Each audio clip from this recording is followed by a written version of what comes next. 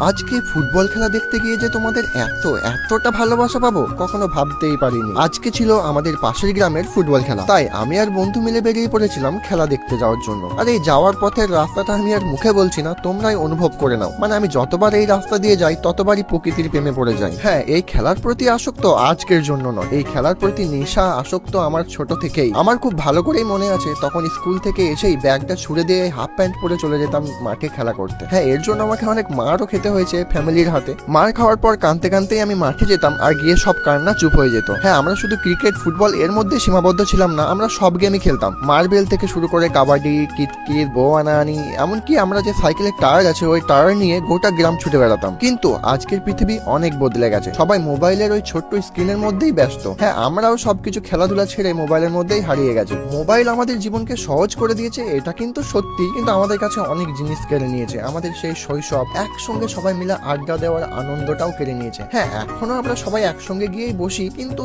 সেই আগেকার দিনের আড্ডাটা আর থাকে না। সবাই নিজের ফোনের মধ্যেই ঢুকে যায়, সব নিজের ফোন নিয়েই ব্যস্ত থাকে। হ্যাঁ, তারপরে আমরা ফুটবল খেলা দেখছিলাম, আর দেখতে দেখতে হঠাৎ আমার কাছে চলে আসে আমার কিছু ভালোবাসার মানুষ। হ্যাঁ, তোমরা যখন আমার কাছে এভাবে আসো, কথা বলো, সেলফি তুলো, সত্যি আমার মন ভরে যায়। হ্যাঁ, একটা ভিডিও ক্রিয়েটরের কাছে এর থেকে বড় পাওয়া আর কিছু হতে পারে না। হ্যাঁ, ওইখানে খেলা শেষ হওয়ার পরে আমরা চলে আসি জামতারাতে, আর ওইখানে একটা মেলা হচ্ছিল, ছাতা পরব মেলা। হ্যাঁ, এটা একটা আদিবাসীদের মেলা, কিন্তু ওইখানেও যে আমি এত ভালোবাসার মানুষ পাবো এটাও ভাবতে পারিনি। হ্যাঁ, এখানেও আমাকে অনেকজন চিনতে পেরেছিল, কাছে এসেছিল, সেলফি তুলেছিল। বারবার একটা কথা বলতে ভালো লাগে না, কিন্তু সত্যি না বলে থাকতেও পারছি না, একটা কন্টেন্ট ক্রিয়েটরের কাছে এটাই হচ্ছে সব থেকে বড় গিফট।